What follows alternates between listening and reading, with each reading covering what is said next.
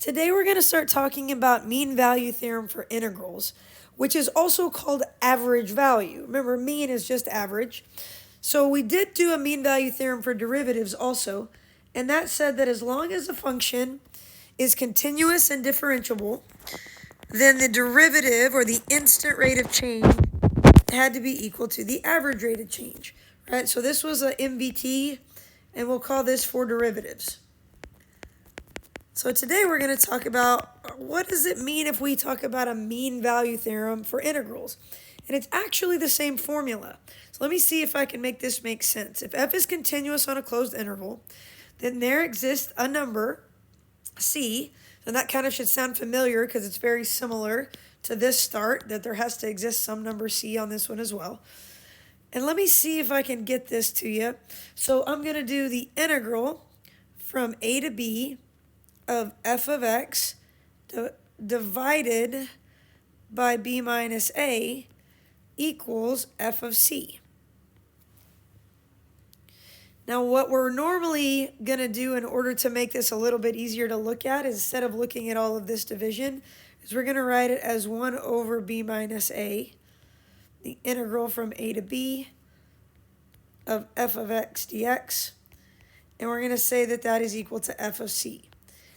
Now there's one more kind of step to this that I do want to show you.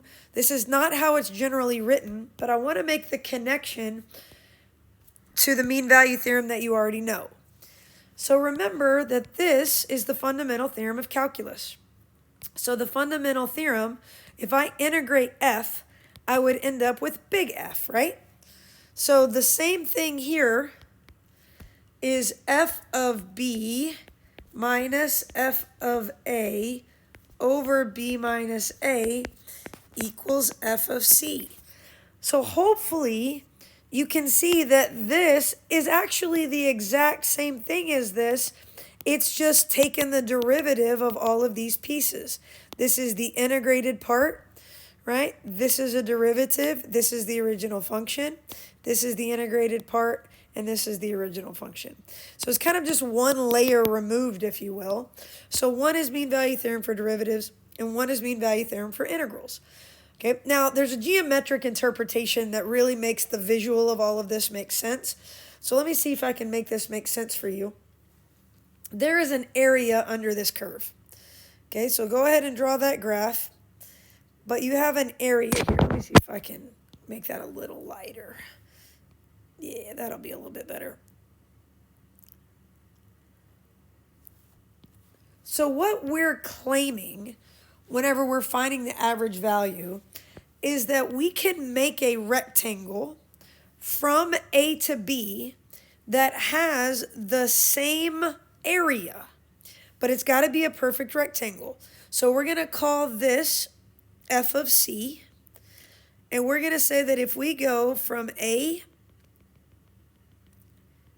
to B, that the area of this rectangle here is the same as the area of the blue, right? So that's kind of the nature of this, right? And this right here would be considered the C. And it can happen more than once, but in this case it happens twice, but it doesn't have to happen twice. So this is the rectangle, right, that we just drew. And we're saying that that area is the same. Now let's talk about that as a formula. So ultimately, here's the idea. That we're going to have that area of that perfect rectangle is the height times, and the base is the difference between B and A. So we're saying that f of c times b minus a is the same as the area under the curve from A to B. And then we're just dividing by b minus a on both sides. And that's giving us the average value.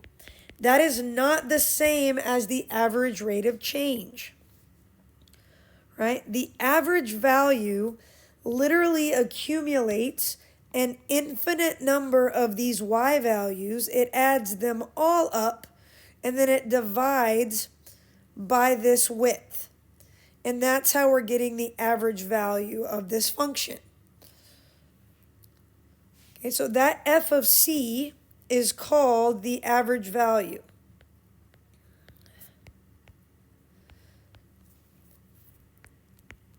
And the formula that we're going to use is the average of f, not the average rate of change, but the average of f looks like that. Now keep in mind, the average value and average rate of change are not the same thing. So average value and average rate of change are different. An Algebra 1 student can do average rate of change. That's just slope, right? You have to be able to do an integral in order to do average value, which means you have to be a calculus student, right, to do average value. But you are going to have to read the question carefully. These are often asked in context. So read question carefully.